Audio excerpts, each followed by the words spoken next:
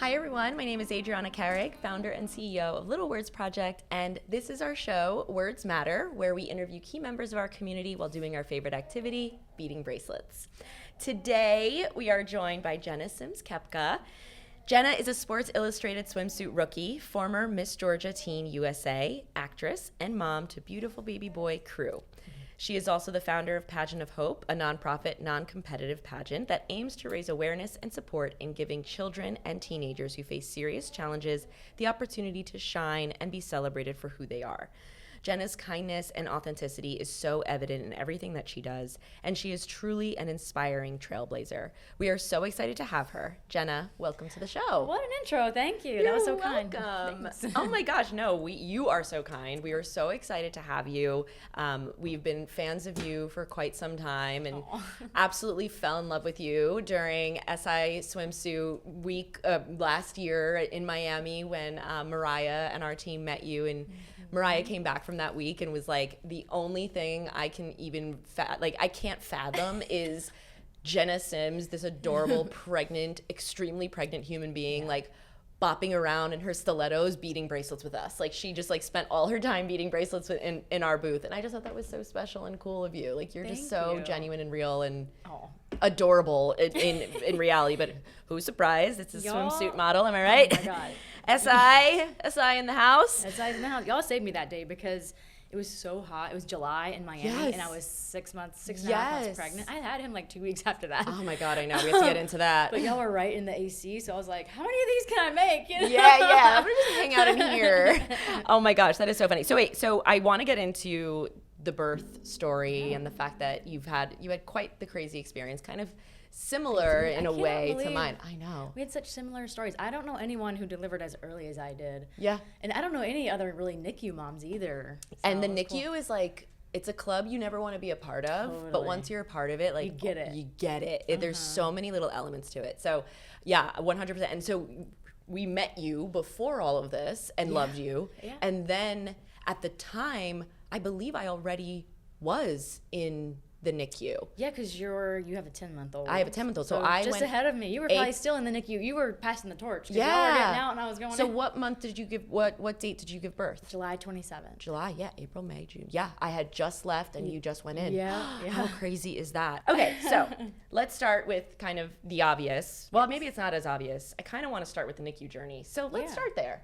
I also have a bead making story too. Okay, let's start there. I used to make friendship bracelets on tournament weeks. So I used to make bracelets for everyone on Brooks's team.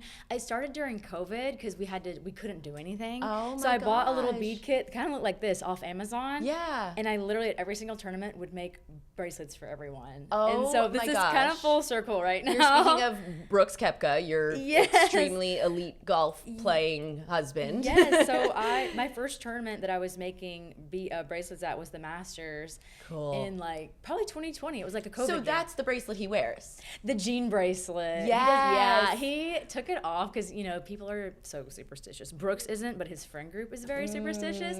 And they were like, ever since you put that jean bracelet on, you have not won nothing. Oh my gosh, no way. He took it off. So you did But it. he literally had a tan line because he wore it playing. Okay, so I know this because my husband is a huge fan of your husband. And he would say, oh my gosh, we have to get Brooks Koepka a bracelet. We have to get him a bracelet because he wears them. Yeah. I and reached so out. I know. So now we're going to, continue to just. Yeah, speaking of the NICU, actually, right after I had Crew, because he came so unexpectedly, we were in the NICU, and Brooks got to be with us for a week, but then he had to go to a tournament, because, I had a scheduled induction day, which was, kind of planned around his schedule.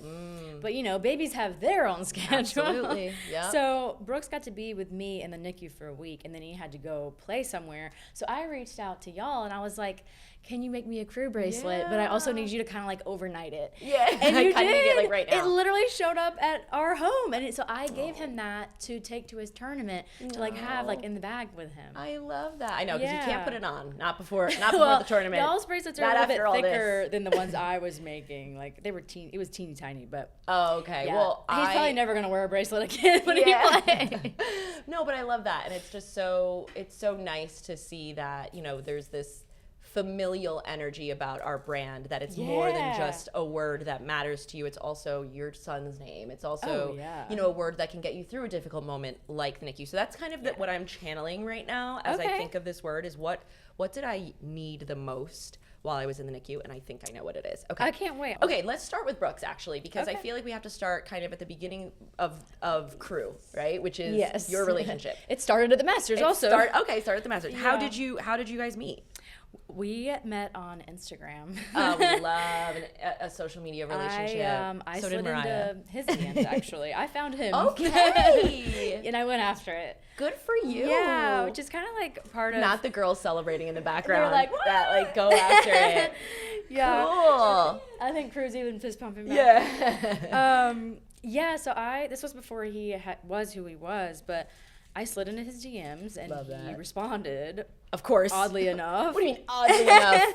Jenna Sims slides in your DMs and you don't respond. Oh my God. Get out of here. Back then, Back then, nothing. I think I'd have more followers than he did back then. Yeah.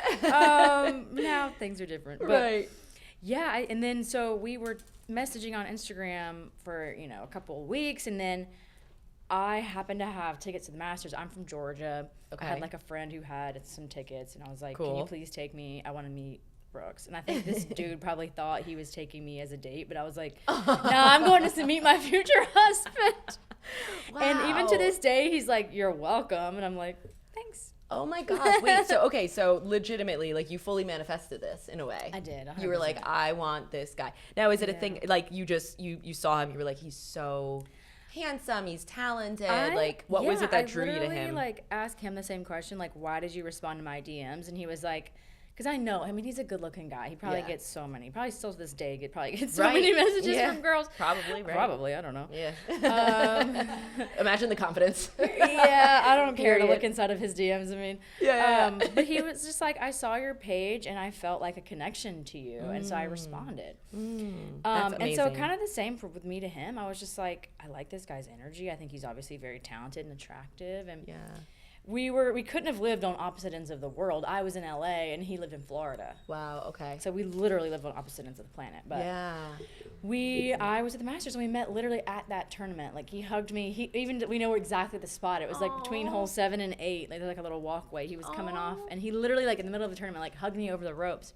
And then we met up after that and had dinner that night, and then we haven't been together ever since, but we've sort of kind of been together. Yeah. The rest was history. Yeah. What? That's a better way to put it. How long ago? Like, what year? 2015. 2015. Almost 10 years, yeah. Wow. Okay. We've been together officially though for like almost 7. So what was it like? Because it seems like it was before both of your like rise to success, right? In many ways. What was it like to kind of walk the journey of success as a couple, right? Like, who achieved their biggest goal first, I guess is he definitely did. He won the US Open like a month after we became official. Wow. And I don't want to take credit. I was about to say you don't, because that would be how I operate. He won his first major after becoming official with me. Talk about superstition. You're welcome. But I think truly I kind of just made him feel like he could be himself. Like, he was pretty much like, I've never been with anyone who I can just like be myself around. And I think when you reach that sort of level of comfortability, safety, he just like, that part of his life was kind of, he didn't have to think about it, so he could really focus on golf and like I just kind of like let him be him. Really. And he started having some success after that. Wow. And now what do you think, you know, similarly, you let him be him. What does he do for you? Exactly the same. Exactly the same. Yeah, he was feel like confident he had no idea about this. Like, I FaceTimed him this morning, like literally the whole time when I was getting ready. And he was like, "What are you doing today?" And I'm like, "Remember those name bracelets I wear?" And I'm like, "They want to do a collab with me, so I'm gonna go over there and I'm gonna bring Crew and we're gonna talk." And he's like, "Oh, sounds fun." Oh my God! Wow, my husband's somewhere secretly so excited that like Little Words Project is in Brooks's ether. Oh my God! No, like, you know how men be about golf, okay? But he's a big fan of that's very sweet. Just my creativity. Like, I think he just loves that I'm like fully myself, and he loves that I have my own career, my own things going. Yeah. So that's what makes us successful, because we're not the typical like golf couple. I choose to work. You're like, no, you know what?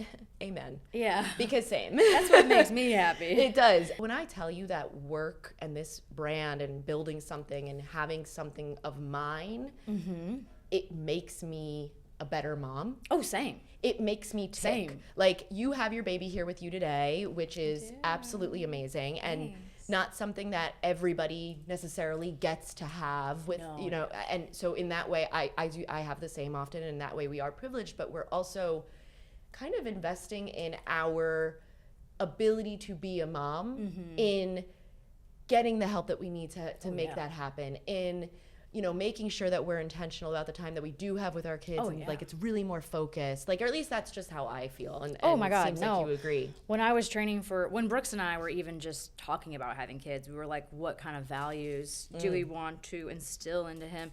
And a big one was like discipline, not discipline as in like you're in trouble, but discipline in terms of like on a schedule, working out, working hard, showing up on time, like that kind of discipline. And so, like, when I was training for Sports Illustrated, I've already shot my my rookie photo shoot has happened. Even I wasn't allowed to post anything. So everyone was like, oh, my God, you already shot? I'm like, yeah, I had to, like, fly under the radar with that. But whenever I was training for that, I would literally get up every single day, like, before crew got up, and just work out. And we have a gym at the house, which is also very amazing. I would literally, and I'm like, you know what? He's not going to remember any of that, but I will, and we want to instill that sort of discipline in him at this age even. No, you know? absolutely. Like, I feel the same way. But, you know, I think it is, you know, worth noting, like, just that it can be hard, but it could still feel worth it, and not like something I don't want to do. Oh, I even tell Brooks, like, sometimes when crew's having a hard day, I'm like, sometimes it just makes you appreciate it even more, because I'm like, I love you, like, like, if it was all easy, it would just kind of be boring. And it doesn't matter it doesn't matter that you're not with him 100% of his life and your time, because it doesn't make the time that you are with him and the difficulties that come along with motherhood as a result of both being with their kids all the time and not, it doesn't make that any less hard, if that makes sense. It doesn't make you any less of a mother. 100%. And there are times where, you know, especially the internet I was just about to say, the internet thinks otherwise, but and the more you share, the more you get. Oh, I know. You know, that's why we haven't showed his face yet on Instagram. Honestly, good for you. Sometimes I think about that. I do show my kids, and I'm like, no, I'm not you or Brooks. That's coming to an end, though. That we can't do that forever. But it's been kind of nice, because it just doesn't. I mean, there's nothing wrong with his face. He's perfect, but he's literally beautiful. It just, like, you heard it here first. The more I share about him, the more the negative Nancy opinions start to come. I'm like, oh. And, you know, there's also something to be said about, like, everyone views others as a mirror of themselves in a way, right? So they're looking at you and your life, or how you live, and your family, and what you've worked for, but also in some ways maybe what you've been lucky enough to have, right? And if some people just can't help that feeling of envy or it's projection. Frustration is that projection. So how do you know, I guess a good question from that is, like, how do you navigate those things? Like, how do you navigate people maybe putting you down, making you feel like you're not a good mother, or whatever it might be? I think the older I get, the more I know myself. I think that just comes with age and therapy, really. And just knowing that, like, these people on Instagram or whatever, they don't know me. They don't live my life. They don't walk in my shoes. So I'm just like, I know me. And their triggers are not my responsibility. I've learned. So this is helpful for me, because you, as a person who's all about kindness and making others feel good, right? I'll get very blocked around making anyone feel badly at all, and yet I can't not be me, right? And I can't not share my life. I guess I could, but then how do I build this brand? You know, it's so intertwined. So I sometimes allow it to stop me. So you're saying you can't. I used to be that way, but then I found that the more I post, like, authentically, even if it does piss people off, like, you eventually get the right crowd. You do find your people. You do, 100%. And there's always going to be somebody who just has it out for you. And I just ignore it or block. I block all the time. Oh, good for you. All the time. Use that block button. We love to hear it. Okay, so let's dive in a little bit into everything that went on with your NICU experience, and the fact that you, like me, had a out of the blue rapid early birth scenario. Walk me through, if you don't mind. Like, kind of like, where were you? What happened? It was like the best worst case scenario. Okay. Literally the best I'm worst enticed. case scenario. I'm enticed. His due date was September 10th or 9/9. No, it was 9/9 because I'm big on numbers. Okay, well my birthday's 4/3, so we're like there's some 3 energy coming off of me and you, so maybe that's why we love each other.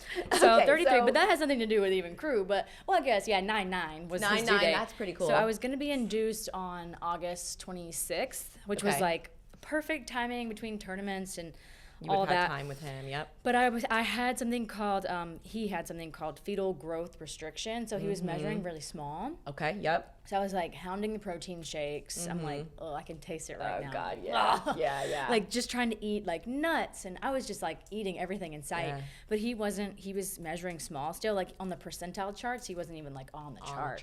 Wow. So they were like, okay. Did they anticipate that it might be an earlier birth? Yeah, but not that early. Okay. They like warned me because he was breech as well, so his head was way up here. Yeah. So they were like, oh, he could be a little bit early, and that's okay. Like, he might just, it might be healthier for him to grow on the outside than on the inside. And I was like, well, then in that sense, great. Okay, fine. Okay. Whatever. I trust, the technology these days. I trust the doctors, right? If my body's not doing it, the little incubator will. Yeah. I didn't take any of that personally. Yeah, totally. But then literally one day, our baby shower. I missed our baby shower. So I didn't even think about it. I never did a sprinkle or anything. I didn't even think about that. Yeah. Until right this second. Okay, that's so it was supposed to be that Saturday. So I had like friends flying in, family flying in. Wow. So we were going to do dinner with some of my family that flew in for the baby shower. So I was like about to get ready for this dinner. And Brooks had just come home from the gym. Like he had just literally like stepped foot in the door of the house. And I walked to say like, how was your workout? And my water just broke in the kitchen. I was in the kitchen. And I was like, like my face just, Brooks could tell. He was like, what just happened? Like something just happened. Because I must have been like you. I'm like dumbfounded. Yeah. And I said, I think my water just broke. And I ran to the bathroom, like the closest bathroom, and called my doctor, which thank God she's amazing. Like she picked up, like I had her cell phone number. Oh my And I was gosh. like, I think I'm in labor. And she was like, is it more than a cup? And I was like, I don't know. And Brooks was like, it's definitely more than a cup. And she's like, the water breaking thing is the craziest it was like out of the feeling movies, ever. like, Yeah. insane. So we went to the hospital, and I was high risk because I have this like weird blood clotting thing called factor 5. So that was my high risk. So she called my actual OB who literally came in. It was the sweetest man ever. I was like, what were you going to be doing tonight? And he was like, well, I was just sitting down to dinner. And I'm like, oh, thanks. Isn't that crazy how some of these OBs, like they literally just get called to no, I'm so thankful catch a baby. It's amazing. Is apparently like really good at C-sections too. So I have like a really nice C-section scar. Good. That's we got there and they checked me and I was like dilated. I was definitely in labor and they were like, did you feel any contractions or anything yet? Oh yeah. Okay. So you God. felt then it. it started to hurt. Once the water breaks, for me, or at least my experience, once the water breaks, you're just like, you are all systems go. Like your body is getting that baby out, one way or another. And the feeling that takes over, like the hormones, like I was like throwing up, like I had the craziest hormone inflections. Yeah, it was wild. But anyway, go on. That's wild. It's about you. Back to me. No. No. But yeah, so they checked me in. This was like, it was such a quick experience. They were like trying to wait because he was so young. Yeah. Gave me all these like shots. Fluids, all that. And then his heart rate dropped a little. So they were like, he has to come out right now. Yeah. And I was like, I'm becoming a mom literally today. Right now, today. Wow. I thought maybe we could wait a few days because they kind of like manage expectations. They're like, well, they try. They're like, maybe we can wait till Saturday or something. And I was like, oh my God, okay. But then he was like, no, right now. Oh my God, but I just the alarms were going off quickly. Thank you God that Brooks was there. Oh, I know. Imagine he was on a tour and I couldn't have. It would have been, our relationship might not be what it is today if he wasn't there. Yeah, really? Okay. So I needed him so bad. What did he bring to you in that moment? I just was squeezing his hand the whole time. I was like, and he was just like, support. He's calm. His energy is so just, because he's a professional golfer. Like, you have to maintain. He's in the most high tense, he's not for his career. Like, there are definitely professions where but it's true. I would say that, especially in the athletic world, I'll probably get some heat for this, but I do feel like all eyes are on you in this one moment, and you have to get this tiny ball into this tiny hole across a field, like just by yourself. And there's no sound. Like I could never be a golfer like that at that professional level, and you become the best in the world. Like that's what it is every time. He That's channeled crazy. whatever that was in the emergency operating room. That's amazing. Because it was such an he was literally my water broke. He was here in like 2 hours. Wow. So I didn't even have time. Everyone like, were you scared? I was like, I didn't have time to even think scared. about how I felt. I was like, just get him here safely, you know. Yeah. And then he came out. And he was so small, like 4 pounds, 5 ounces. He was teeny Oh tiny. my gosh, but that's good. That's actually pretty well. Okay, but I'm thinking because Jet was 3 pounds 1 ounce. Well, but he was yours was a little cooked more, a little more well done. He was, and he was crying, so he was breathing. Good. But they put him on me for like a couple of seconds, and like we have to take him to the NICU, and I was like, take him whatever you need to do. That was exactly how I felt. We were just like, they put him on me, and I was like, get him off me. What is happening? Like, take him. I was saying earlier to you, being a part of the NICU club is something you never want to be a part of, but once you are, only right? We know the sound of those oh my god freaking and machines. The smell. I visited them recently. I brought them all the nurses like some gifts and stuff. I love that. And when I took crew and they all wanted to see crew, they're like, oh my god. Literally walking in, I was like, oh my god, the smell. It doesn't smell bad. It just has a smell. And I was like, oh, I forgot what this smells like. I'm honestly afraid. Like I have to do that. I want to go bring them back nurse bracelets. Oh I yeah, love my nurses. I did bring them nurse bracelets. Oh, yes, I did. So it said NICU hero. Oh, you're so sweet. I love that. I like it's all coming back. You know, you like black out. Some of it I don't even remember. But that's it. You black it out. Does it make you fearful of having another child? You're like, no. And you're going to do it again. Yeah. We want a girly. Yes, I know. Too. So no, it doesn't. Because now that I know, my doctor also, he was like, my wife or his wife must be like me, because he was like, my firstborn came 6 weeks early and she had a similar experience to you. And I was like, well, what would the next one like? And he was like, the baby was still early, so I'm like, oh, maybe I'll follow that same path, like maybe the next one will be early, but hopefully not 6 weeks early. Oh my god, I can't have another early baby. And the crazy part is my first one late, 3 days late. Oh, and still in the NICU. Yep, and still emergency C-section. I had gotten an infection, he got an infection, and it was a whole it was crazy. In that one, I was getting wheeled back and forth to NICU because I was breastfeeding. So we would wheel back and forth because they wouldn't let you sleep over, right? And it was just such a crazy whirlwind. And I just remember my word and my experience through it all was trust. And so always trust. And that's the word I made today. I love the pearl look. Do you like? Yeah, it's so feminine and beautiful. Oh my gosh, thank you. So I did fuck yeah. Because I was so inspired earlier. It says be fucking nice to yourself. Yes. But I was like, you know what? But and my U is a smiley, so it's not like that. No, even if it was, we take back the word as we should. And I used a lot of red because Crew's birthstone is a ruby. Love that. So it's got a little bit of Crew in there.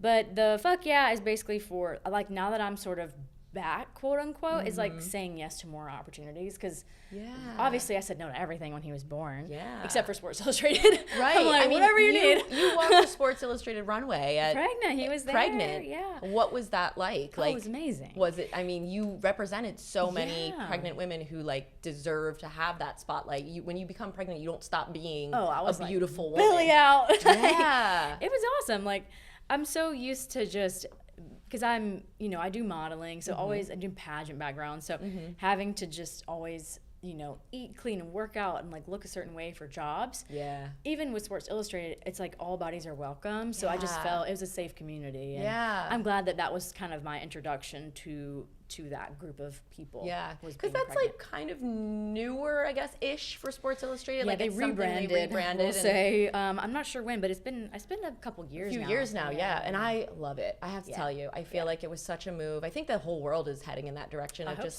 all bodies are beautiful bodies. All people are beautiful people, and we should be celebrating all the things. And so, the fact that you represented motherhood and femininity all the same is just so special. As someone who I love being a mom, but I also love being a boss, and you can do both. You just have to get a little creative. You have to, be willing to invest in that reality, which sometimes looks different than most typical you know, whether it be a stay-at-home situation or getting a daycare or a nanny or whatever it might be, you have to be willing to shift the mindset and be willing to invest in the you of it all, because your life doesn't stop, you know, when you become a mom. It does not stop. That's why I'm saying, fuck yeah, all these opportunities. Like, even when y'all reached out to like do this we have a collaboration coming up. Yes, we just do. Before the Masters. Everything comes around the Masters, I guess. No, but I'm like, fuck yeah, I'll do it. But I'm here for you, okay? I'm not here for Brooks. My husband is here for Brooks. I'm here for you. Sorry, Brooks. Thank you. So, but you really are. You're an inspiration. You're so kind. You're like the embodiment of what we believe in at Little Words Project, which is about kindness and self-love. Yeah. When it comes to self-love, do you feel like you've reached your pinnacle of like you exude so much confidence? If I said yes, I'd be lying. You'd be lying, exactly. If you think you have, then you don't know what it is. Then you don't know. It's Amen. It's ebb and flow. It's ever evolving. Like one day it can look like, you know, me just taking a bath and escaping for 30 minutes. Or it could be this right now, which is like me like exploring this other business opportunity. I think self-love is just like doing something that makes you happy. And that's different every single day. Absolutely. 100%. I completely agree. I think self-love is something that you need to practice. It's a practice at the end of the day. Yeah. Self-care, self-love, but just making sure that you always come back to the knowledge that you can do anything, right? You have to trust and believe in that reality in order to make it so. And giving yourself that time to celebrate those things is so important. Okay, I do want to ask you quickly about Pageant of Hope. Oh, yeah. Tell me about how that came to be and why it came to be. I know you were a beauty queen. You've referred to yourself as what is it, HBBQ? Has been beauty queen. HBBQs. Yeah, I need to make an HBBQ one. That's fun. So when I was doing pageants, like, I didn't win the first pageant I entered. And I just remember, like, how bad that feeling of like rejection almost was. And I've always been interested in like working with kids, and it started out as like kids who had cancer. I was like, I want to make them feel beautiful and make them feel special because they can't do dance and cheer and all these things that I was into. And so I created this pageant, and I was like, you know what? Pageants gave me so much self-confidence. It taught me so much stage presence, poise, communication. Like, there's such a negative, you know, stigma around pageants, but so much positive can come from it. Some of my best friends in this whole world I met at a pageant.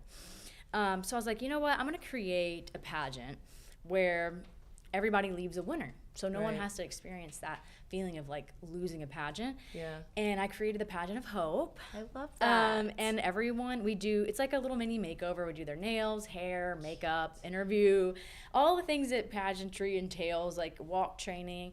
And then we put them on stage. We do a pageant. We have like mock judges, and everyone gets like a unique title, like best hair, best smile, you know, whatever. We come up with all these different titles, and then we have a coronation. So these kids don't know that everybody's gonna win. So whenever they hear their name called, it's like so exciting for them. So we crown every single participant. Everyone wins. Aww. And I've been doing it since 2005.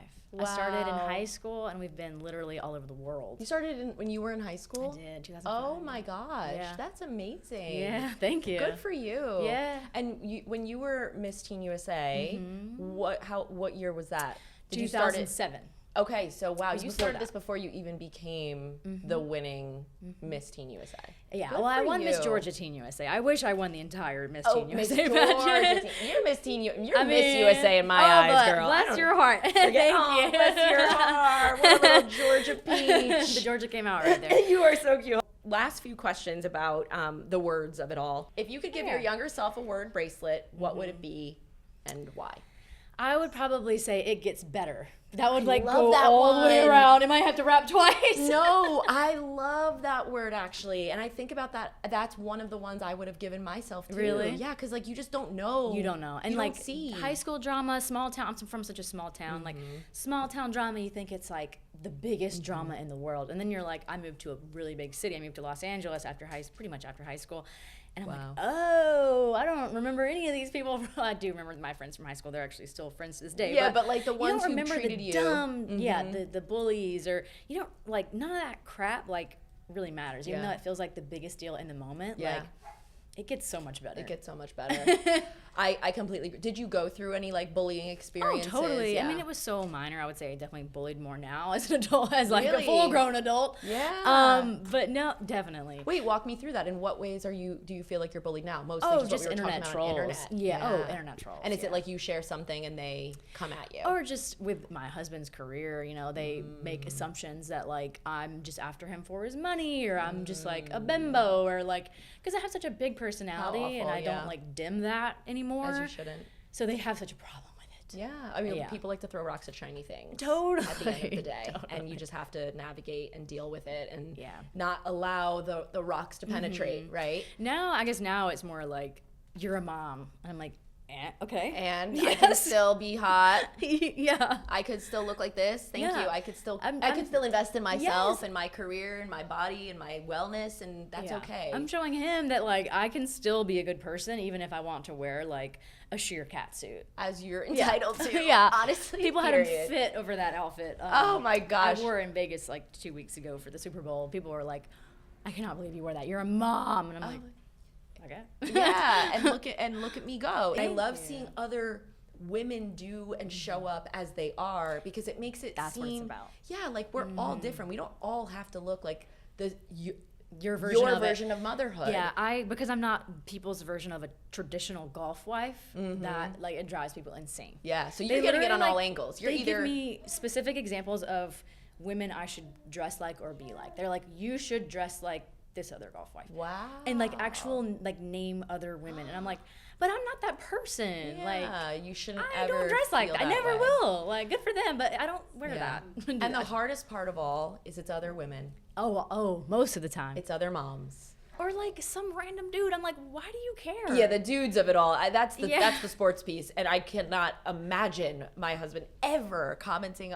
on your life. Exactly. It's like, why are these you people bored? have daughters. I'm like, why are you talking like that to me? Just be fucking nice. Yeah, as we say on the literally. bracelets, and that's what we're all about. We are literally about spreading that kindness. And yes, we're not going to turn everyone that's cruel into someone kind, but and we I might stopped doing that. Yeah, exactly. Trying. But we might be able to like infringe on the territory a little bit and Yeah. make something that's all about just being nice and being a vehicle for kindness, which is why we're so excited that you're a part of this with us. Thanks. All right. Well, Jenna, this has been amazing. Thank I've you. absolutely loved having you. I hope that you just continue to stay in our world. You got me. We're starting this collaboration. I can't wait to see what you create. You're going to be one of our kindfluencers.